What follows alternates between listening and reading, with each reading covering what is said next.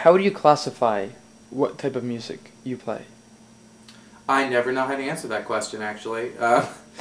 I usually just say acoustic pop rock, but that's so broad, you know. I did find a genre online recently that was called something like evocative alternative, and the whole list of artists were like everyone I love and or have been compared to before. So that's probably the most accurate genre I've found so far, but you know, not too many people go by that genre. Oh, I'm evocative alternative, you know.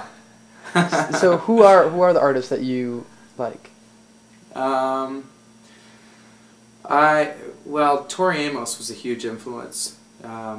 Just the timing of that when I was a teenager, and you know, I was having a really hard time. Her music really aided me along, and a lot of female singer-songwriters actually. I listened to a lot of female singers when I was younger, like you know the pop divas of the '80s, and then once I got into middle school and started tampering with the guitar and the piano and started to teach myself how to play and write, I was introduced to a lot more like AAA, you know, more folk, alternative folk artists, singer-songwriters that did it all, which I was fascinated with, that they wrote all their own songs and accompanied themselves on piano or guitar. So I really wanted to do that. And Suzanne Vega, Sean Colvin, Sarah McLachlan, The October Project, Edie Brickell, those were some big influences for me at the time. And now it's just totally broad. I listen to all sorts of stuff now, but So what instruments do you play? piano and guitar. So you can do both? Yeah. Did you teach yourself how to play? Yeah. Oh, that's cool. Yeah. I do it all the wrong way, really. Just by ear. You know, the Joni Mitchell syndrome. By now she probably knows how to read music, but for most of her career she didn't know how. She just did it all by ear and retuned her guitar to like different open tunings and just barred chords. So it sounded like it was much more complex than it really was, but really beautiful chords, you know, that she would tune her guitar to. Has being gay influenced how you write or how you play at all? Definitely. My first record was I did when I was 17, and it was just totally solo, guitar, piano, vocal, and it's called If I Were a Man. And so that was a very, like, I was listening to a lot of Ani DeFranco, and I was very angsty and just displeased with the world on multiple levels. And so, yeah, I definitely, certainly then I struggled through a lot of like gender and sexuality issues, mostly because of where I was born, and I had no outlet around. I mean, it was a very rural town in Vermont, not too far from here actually, but a totally different world.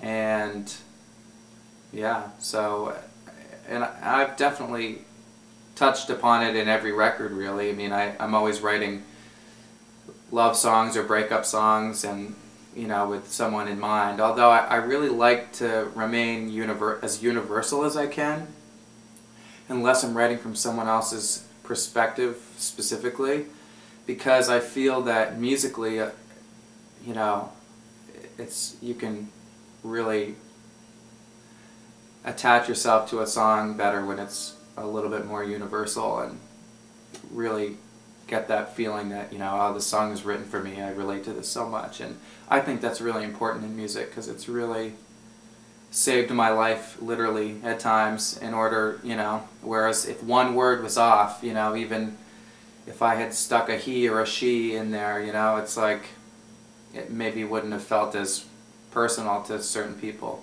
Right. What is your creative process like? What do you do in order? How do songs come to you, or what is your creative process? there are a lot of different ways.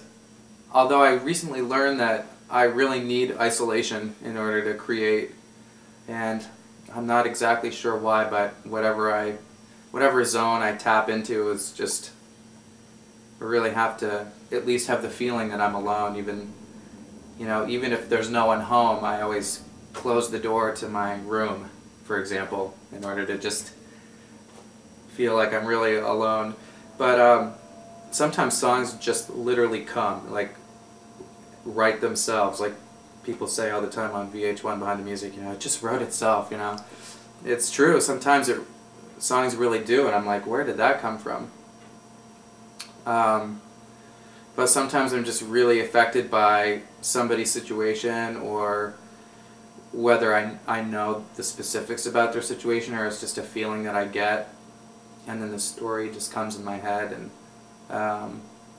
And sometimes things take a lot longer. I mean, a lot of the time I'll come up with a refrain or a chorus to a song that I really like, but I can't, I'll write a verse section to it, but it doesn't really feel right to me, so I'll leave it alone until something else comes, or it all depends, I think it takes a lot of concentration, and I'm a little bit ADD, so if it doesn't all come at once, while I'm focused, I have to come back to it when I'm re-inspired.